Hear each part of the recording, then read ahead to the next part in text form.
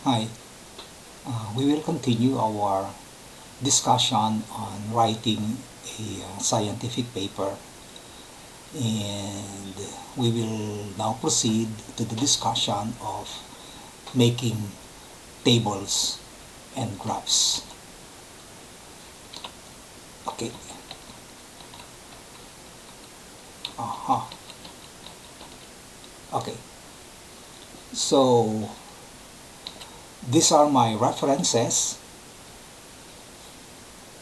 and then so let's give an introduction of how to make tables and figures. So tables and figures are an integral part of a well-written scientific paper. And the bulk of the detailed information in a paper is typically presented in its table.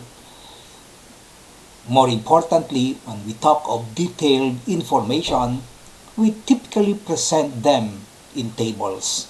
And many of the descriptions and basic concepts, key natural trends, we are talking of trends, key discoveries, and some of the conclusions are better presented in figures. And therefore, you need to consider whether a figure or a table is more appropriate. Now, if a text is crowded with details, especially quantitative detail, data, and then consider creating a table than a figure, or even than a narrative report. Do not overload the text with information that could be better presented in a table. You see, we talked about a while ago, we told you that it is always best that we present our results narratively. But if there are a lot of information that you need to present, a lot of quantitative details, data, and then they should be presented better in a table. And consider similar information into one table to let the reader compare easily so that the reader does not have to search for related information. You consolidate, similar information into one table. Now, if a table has a few or only a few rows and columns, there is not much quantitative detail, and then try stating the findings in a few sentences using the narrative report. So you don't always put it in a table. For example, if you are just talking of sex and age, and that can be best presented using a text narratively. Information in small tables can often be presented better in text. And then decide whether a difficult prose explanation could be better described with a figure. Does your figure show more than could be said in a few chosen words? And then you present the figure, except that a figure is not always better. As a matter of fact, you don't need figures if they can be presented better in a text or in a table. Both tables and figures are used to support conclusions or illustrate concepts, but they have essential differences in purpose. Tables present numbers for comparison with other numbers, or summarize or define concepts, terms, and other details of the study. Graphs, on the other hand, reveal trends or delineate selected features. And sometimes the two purposes may overlap, but they rarely substitute one for the other. Now, data presented in tables should not be duplicated in graphs and vice versa. Meaning, if you already have presented your data in a table, you don't present it again, same information, using a graph.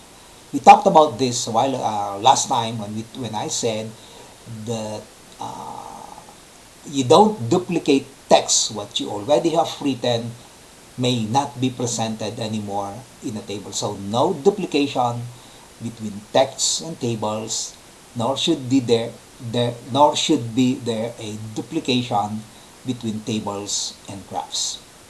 And readers often study tables and figures before they read the text, and therefore each table and figure should stand alone, complete and informative in itself.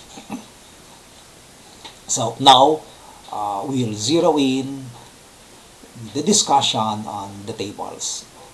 And tables are often used in reporting, as we said, extensive numerical data, much information, detailed information with regard to quantitative data, quantitative details, numerical data.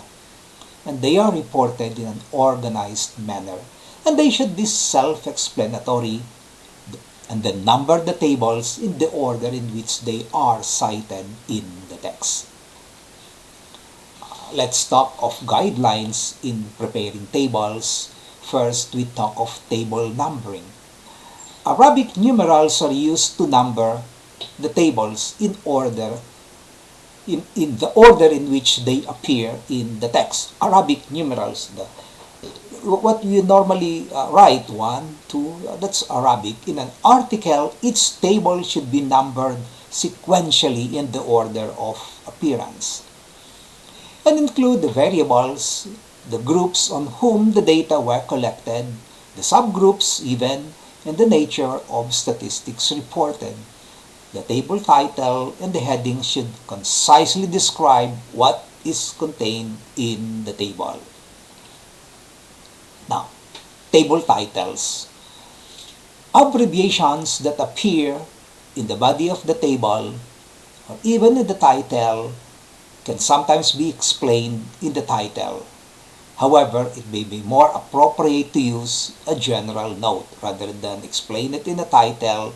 If you have an abbreviation, if you have acronyms in the body, better that it will be more appropriate to give explanation of what the acronym means as a general note, which we will be talking in a little while, what these notes mean. And then the title must be italicized. Again, and I would like you to understand this, to memorize this. The title must be italicized.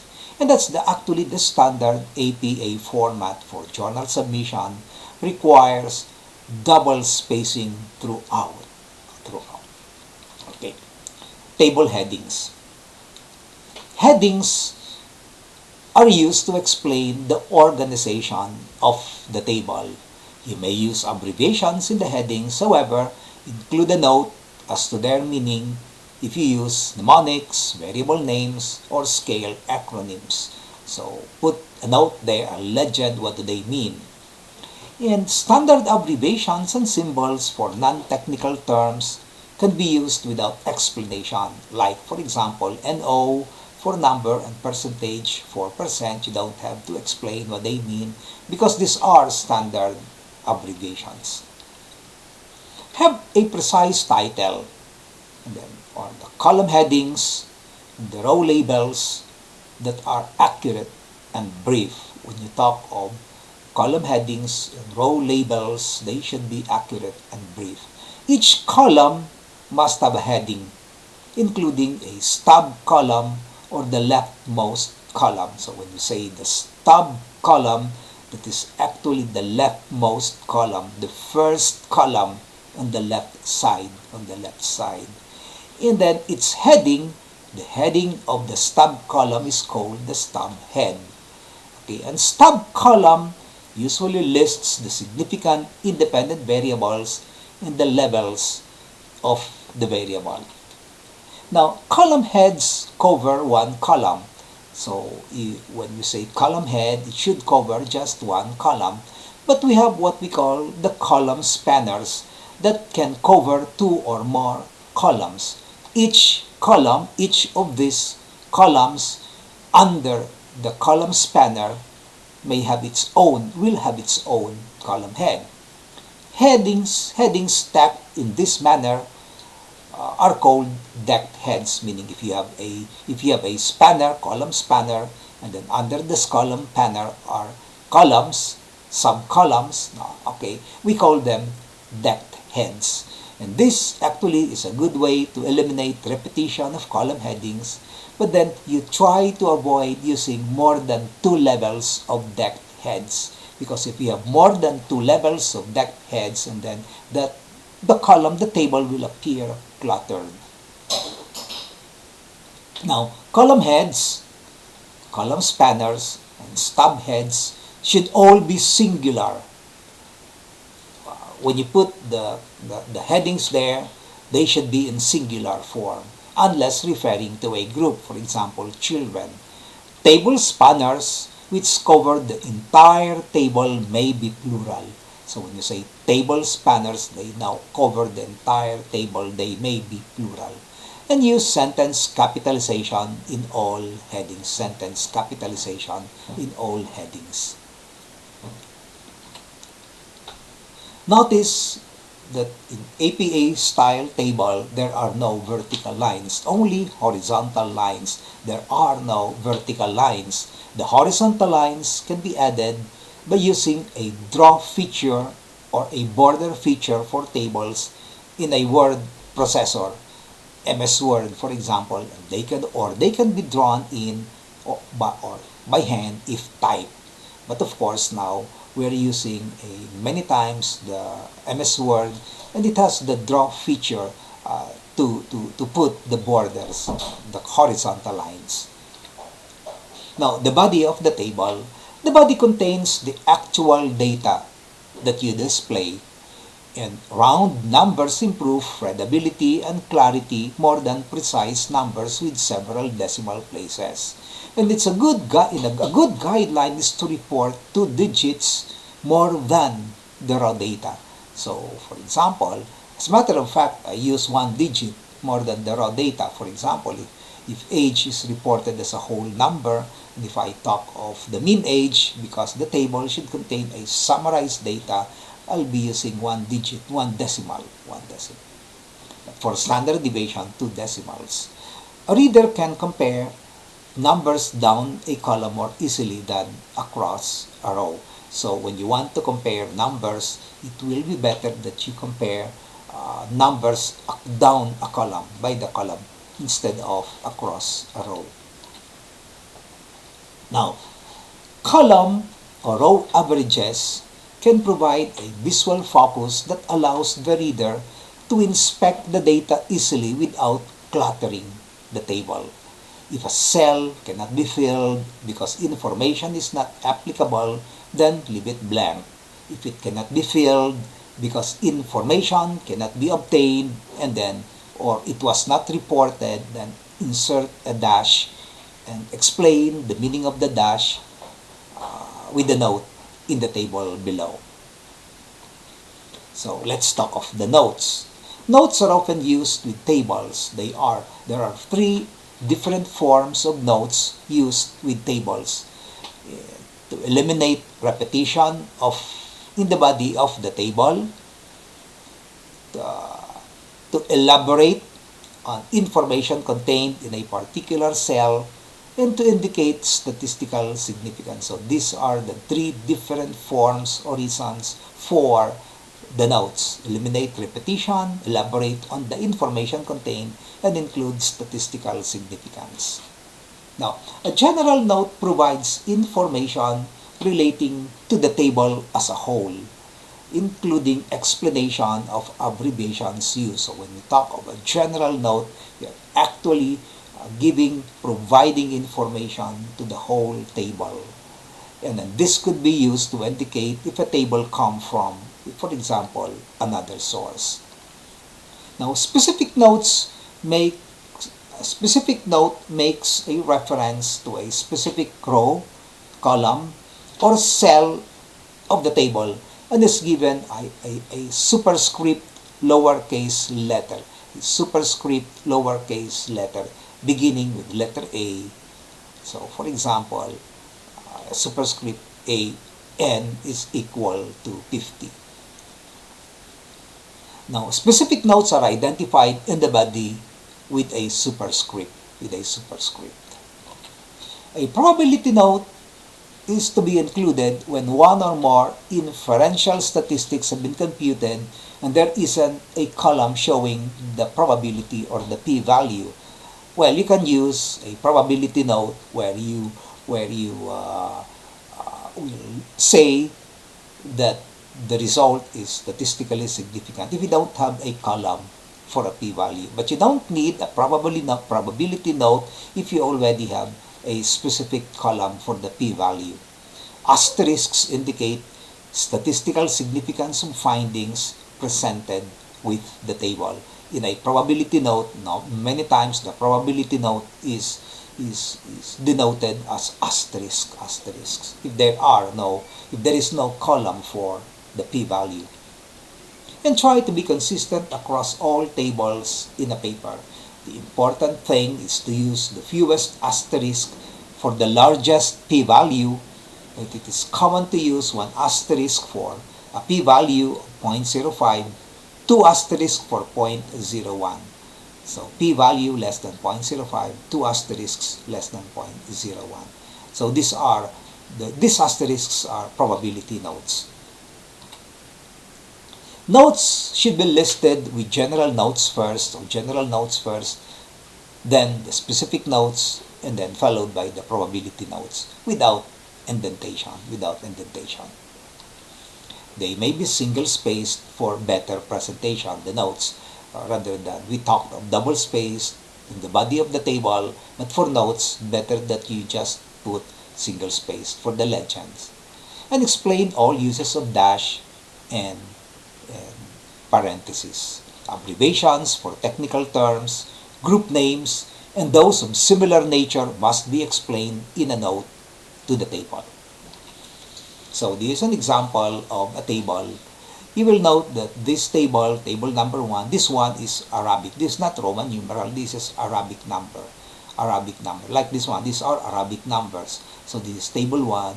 And then below the table, this is APA format. The title of the table is italicized. And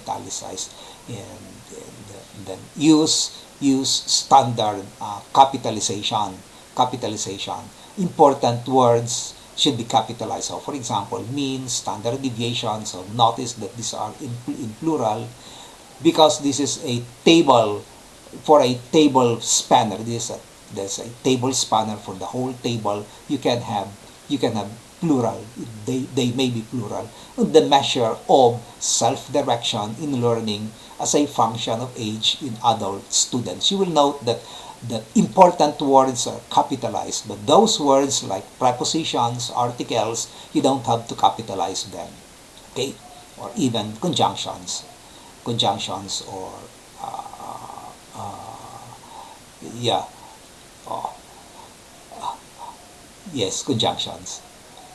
Okay, and then this is the stub column. This is the stub column, and this is the stub head. And you will note that stub heads, and this is a column spanner. This is a column spanner. This is a column heading. So this is a column heading, and this two is actually the decked heads. So you will note that they are in singular form. Okay. Now more on this. So again, the table number, which is in Arabic numeral, and then the title. It's not a sentence. It does not end with a period. It is italicized. Then this is the stub column. This is the stub head. Okay, and this is a column spanner. It spans two column heads. So this is a column heading. So this is a column spanner. Okay, and you will note again, as I said, that these are in singular form. This is a cell. This is the body. Two spaces, and then the notes. Okay, the maximum score is 100. Maximum score is 104. Which note? And you notice that there are no vertical lines, just horizontal lines. And the number of participants were found to be over 80. These are notes. These are notes. Okay? Now, let's talk of figures. Generally, same concepts for the tables apply to figures as has been previously stated. And they should be easy to read and interpret, very much like a table, consistent throughout the document when presenting the same type of figure. And keep on one page, if possible, the supplement the accompanying text or table. So just in one page, if you are talking of a figure with an accompanying text or table. In contrast to table titles, figure number and caption description are located below the figure. You will note a while ago that the table title is written above the table, but the figure number and caption description are located below the figure.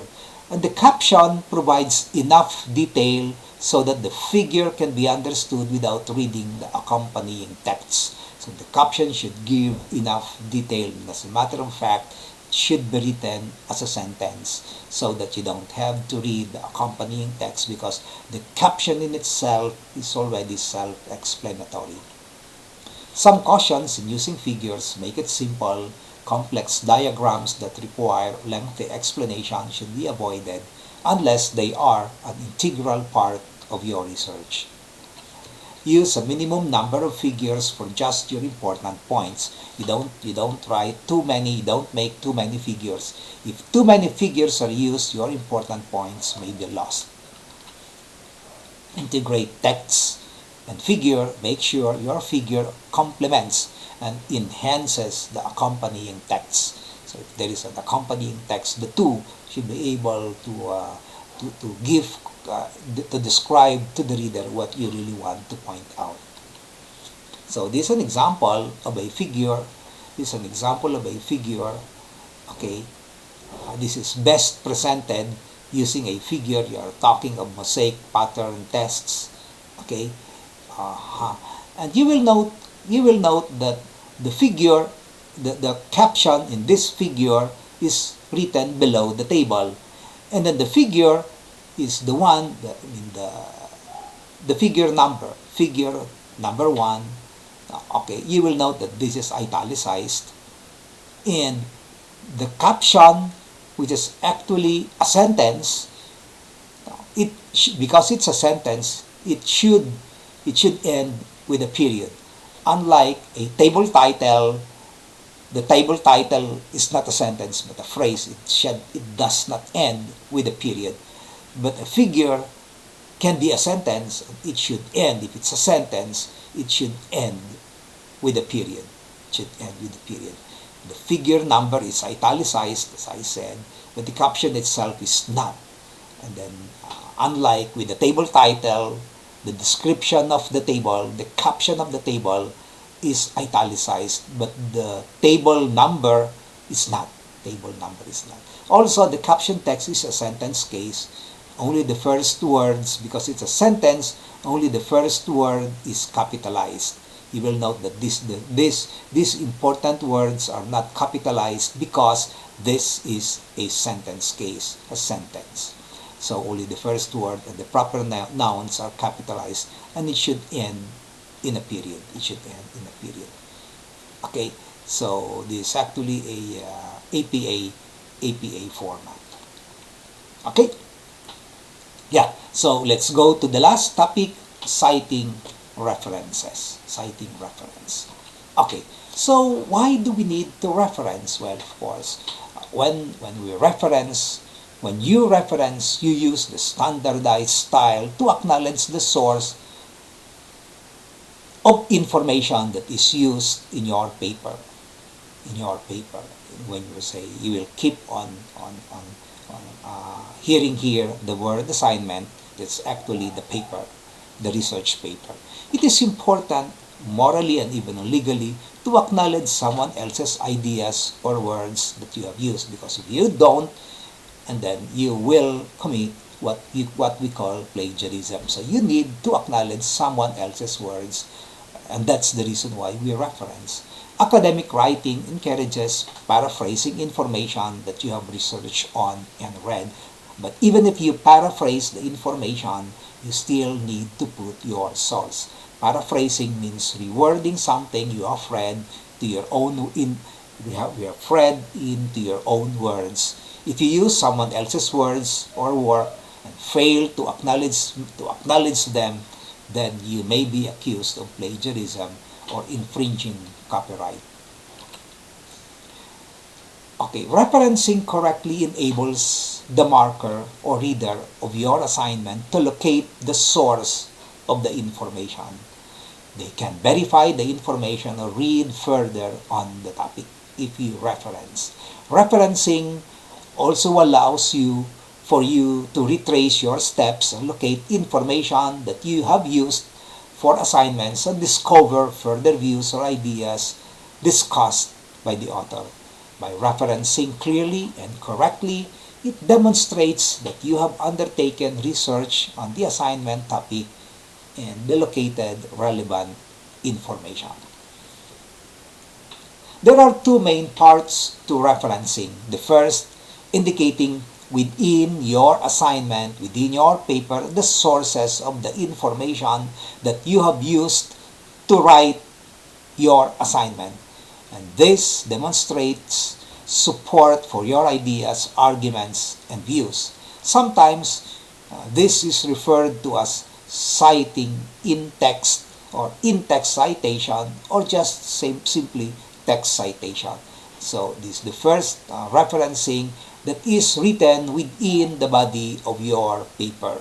Okay. The second part to referencing is construction of a reference list. The reference list shows the complete details of everything that you have cited in the in-text citation in the body of your paper, and it should appear in alphabetical list in a separate page, normally at the end of your paper. The references is normally written towards the end of your paper. So tip, everything that you have cited in text, that means in the body of the paper, appears in the reference list. So when you say reference list, that is the reference section that's written towards the end of the paper. And likewise, everything that appears in your reference list will have been cited in the texts. So they should be consistent. The in-text citation, and the reference list should be consistent. You can see them both in the text and in the reference list. Everything that appears in your reference list will have been cited. Check this, if this is the case, prior to handing in your assignment, meaning prior to publishing it.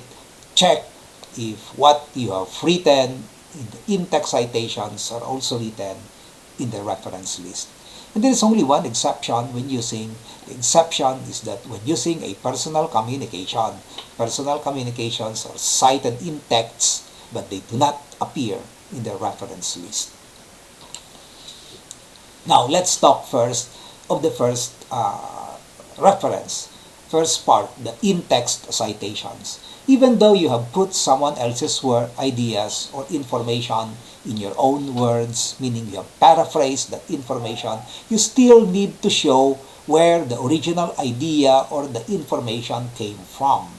And this is all part of an academic writing process. So even if you have paraphrased someone else's ideas, you still need to show, to cite your reference, the source of that information. When citing in text within an assignment, use the author's or the editor's last name followed by the year of publication. So, for example, water is necessary part of every person's diet, and all of the nutrients of the body needs to function. It requires more water each day than any other nutrient. So you talk of the last name of the authors, and then the year. Or Whitney and Rolf's 2011, this can also be used, blah blah blah. Or water is an essential element, and then what is just written in parentheses is the year. Okay, so this is how you cite inside text. Now, how do you put this insight in the reference list? This is how you put it.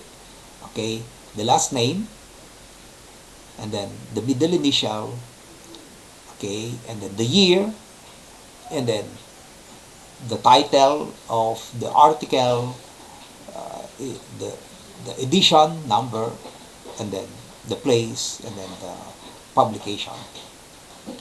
This book is a book, did not have a city for place of publication, just a country, Australia.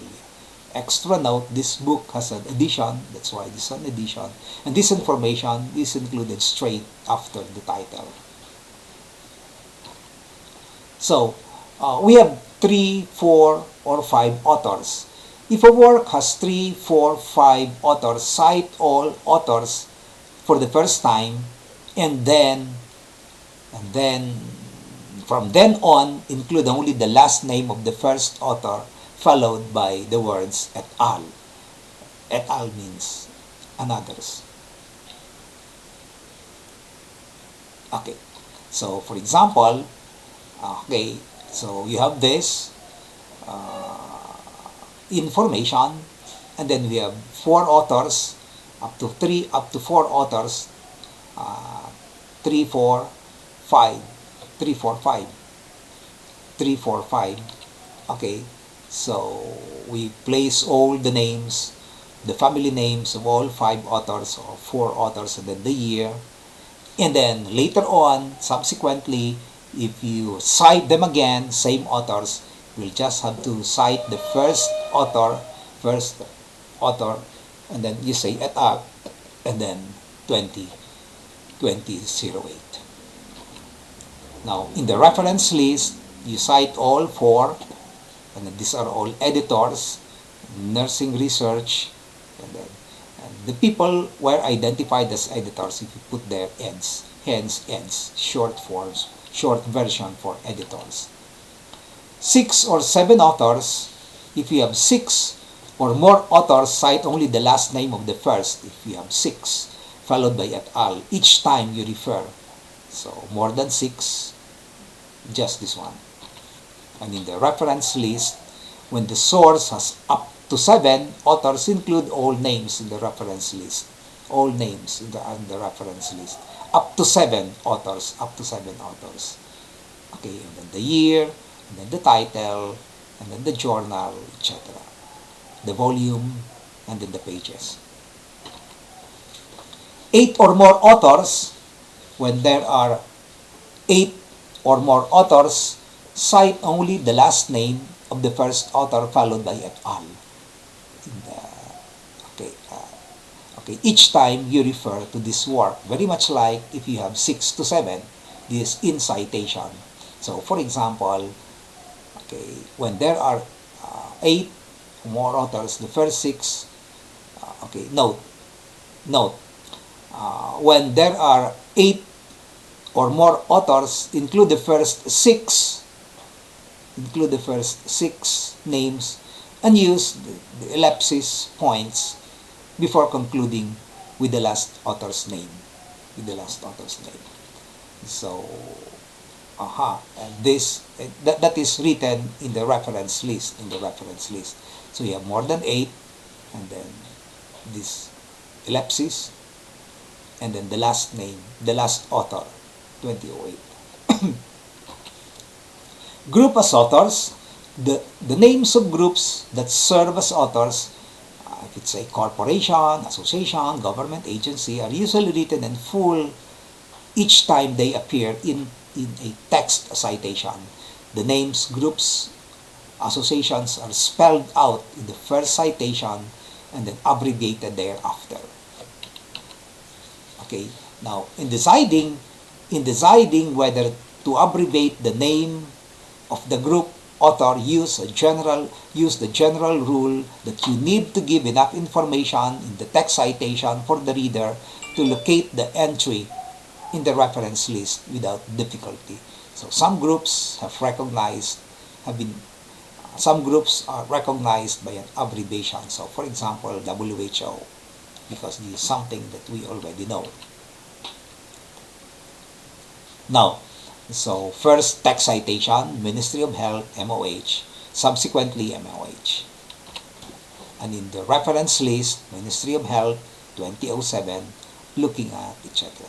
Note, if the author or the publisher are the same, author can be used to indicate the publisher in place of the full name. Now, group as author, no abbreviations. Okay, so this is a group, there is no abbreviations for this. So write them as is in text citation, this one, there is no abbreviation. Similar information referred to by more than one author.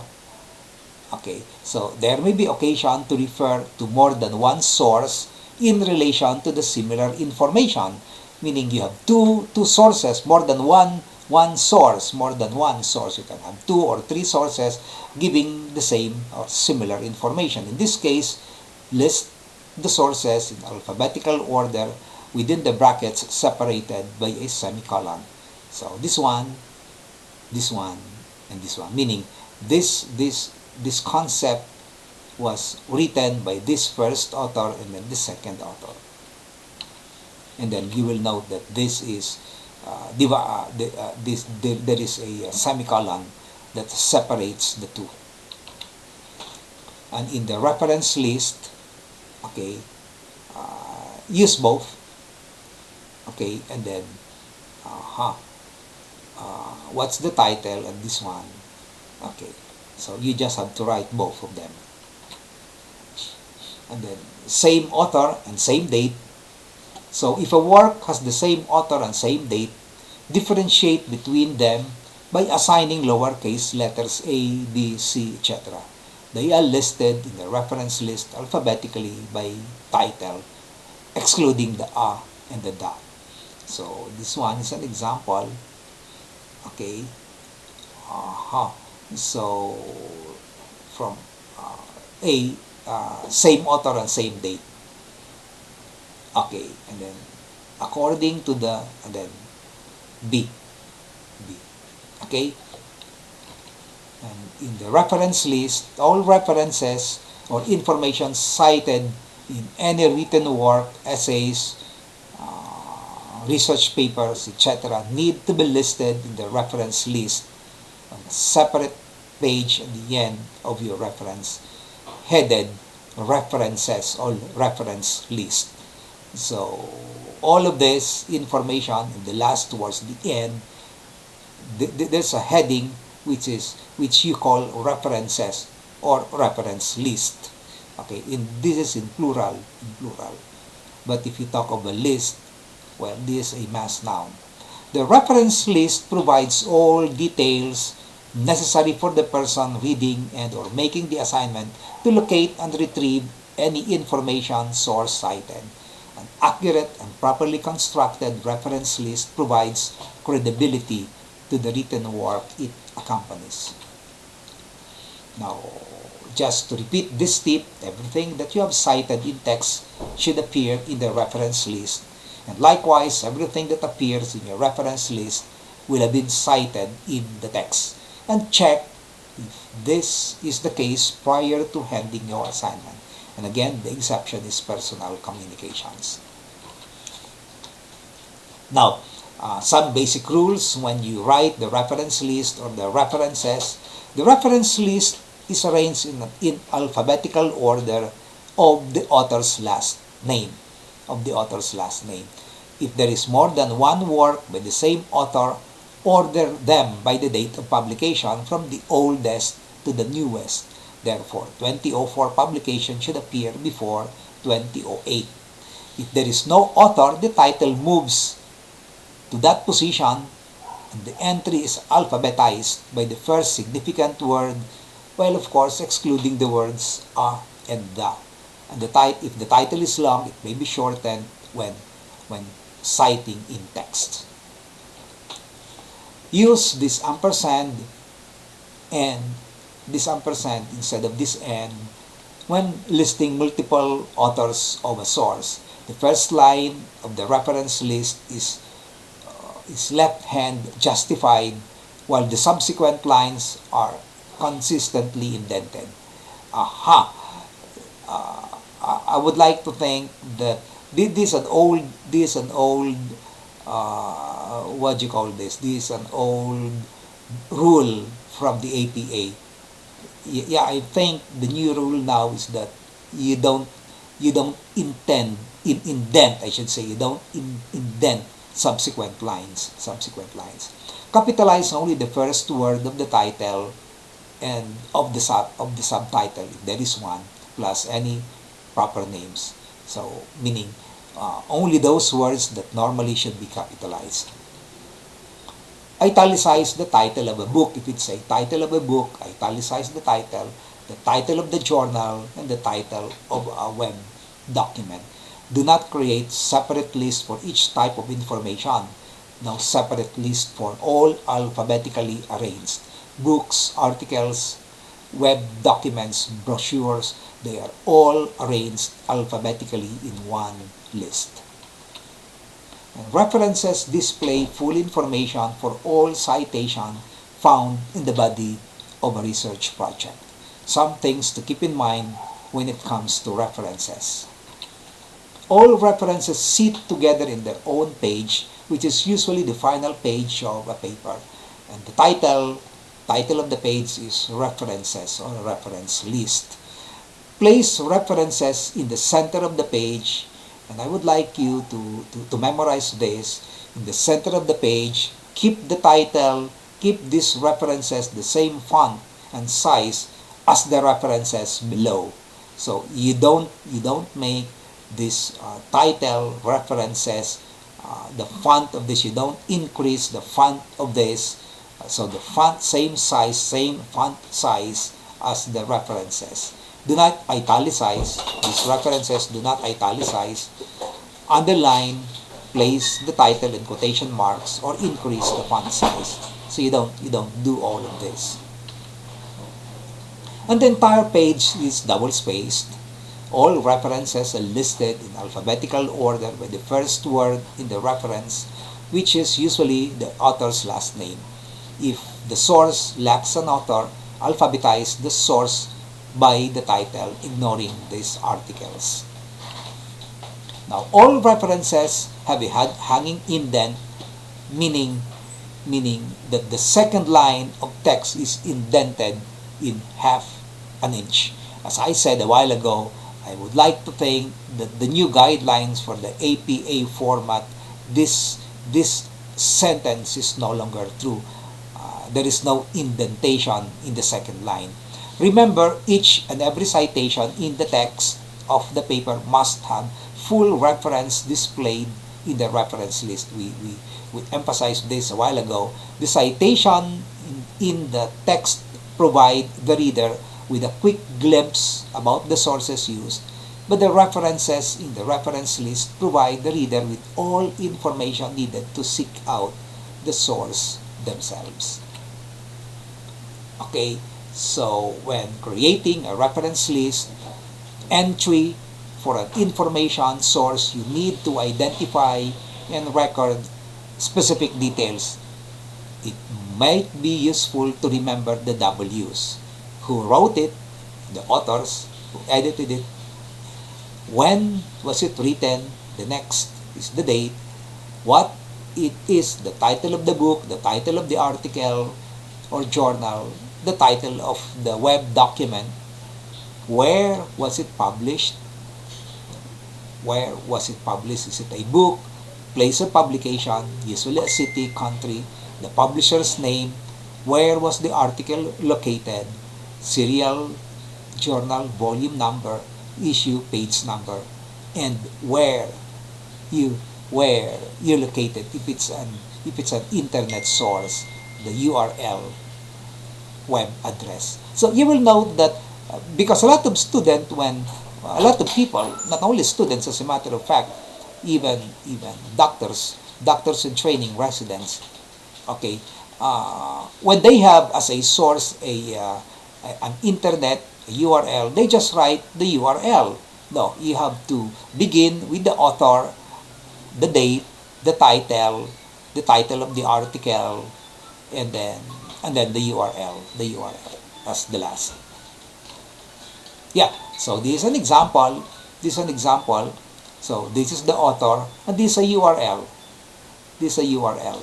And you will note that this is written, yeah, in the last, retrieved from, and then you tap on the last. Okay, and you will note that here what do you call this? This is indented, but as I said, the new APA now does not say that it won't be, the second line won't be indented anymore. And you will note that the references here has the same font as the reference list. Okay, yeah, I think that's the end. And okay, thank you for listening. Hope that you have learned a lot from about writing a scientific paper.